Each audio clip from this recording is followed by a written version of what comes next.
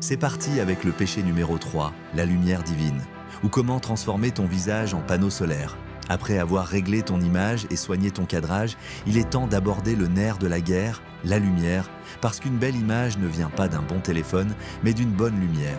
Et c'est souvent là que tout se joue ou se rate.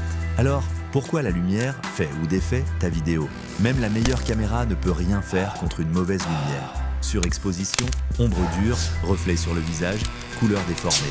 Résultat, une vidéo qui crie amateur avant même la première phrase.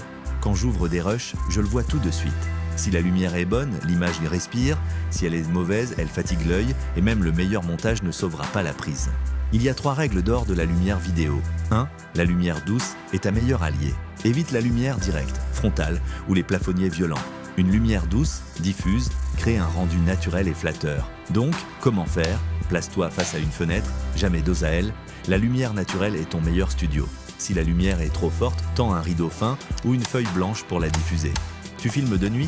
Alors utilise une ring light, une softbox ou même une lampe orientée vers un mur blanc pour une réflexion douce et agréable. Exemple concret, une personne filmée dos à une fenêtre devient une silhouette noire. Il suffit de se tourner de 180 degrés pour révéler un visage lumineux et équilibré. 2. Comprends la température de couleur. Toutes les lumières n'ont pas la même teinte. C'est ce qu'on appelle la température de couleur mesurée en Kelvin. Lumière chaude, 2700 Kelvin à 3500 Kelvin. Ton jaune, orangé, comme une ampoule domestique. Lumière neutre, 4000 Kelvin à 5000 Kelvin. Rendu naturel, idéal pour les vidéos. Lumière froide, 5500 Kelvin à 6500 Kelvin. Ton bleu, souvent utilisé pour un style moderne. L'astuce, garde une seule température dominante dans ton plan. Si tu mélanges lumière chaude, lampe, plus lumière froide, jour, ton visage aura des dominantes de couleurs impossibles à corriger. La solution simple, utilise une ampoule LED réglable en température de couleur. C'est un petit investissement, mais un gain énorme de cohérence visuelle. 3. Contrôle ton exposition et évite le visage cramé. Les smartphones adorent te surexposer, surtout sur la peau claire ou le fond blanc. Résultat, les détails disparaissent, les blancs sont brûlés. Alors comment éviter ça? Appuie sur ton visage à l'écran pour verrouiller l'exposition, puis baisse légèrement la luminosité. Vérifie toujours le rendu avant de lancer l'enregistrement. Si possible, filme en mode manuel pour un contrôle total. L'objectif, c'est un rendu équilibré où les blancs restent blancs, pas éclatants.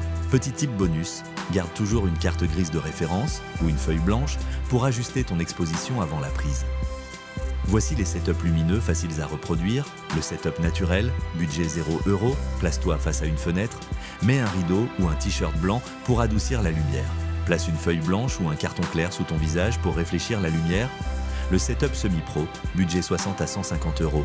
Un ring light en face, à 45 degrés du visage, une lampe latérale douce pour équilibrer les ombres, un petit rétroéclairage derrière pour détacher le sujet du fond. Le setup pro, budget 200 à 400 €, un softbox principal, key light, à 45 degrés. Un lumière de remplissage plus douce, fill light, de l'autre côté. Un backlight, derrière le sujet, pour donner du relief à l'image. Pour une astuce, storytelling. Tu veux une ambiance chaleureuse, intime? Privilégie les tons chauds, 2800 Kelvin. Par contre, si tu veux une image corporate, dynamique, choisis une lumière neutre, 5000 Kelvin et un fond clair.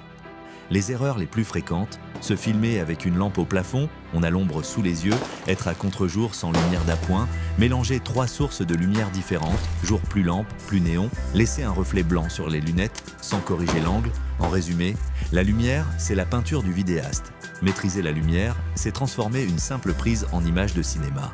La prochaine publication, ce sera « Le péché du son négligé » ou « Comment ruiner une interview avec le bruit du frigo ». Si tu veux des vidéos claires, cohérentes et pro, je peux t'aider à préparer ton tournage et à en tirer le meilleur au montage.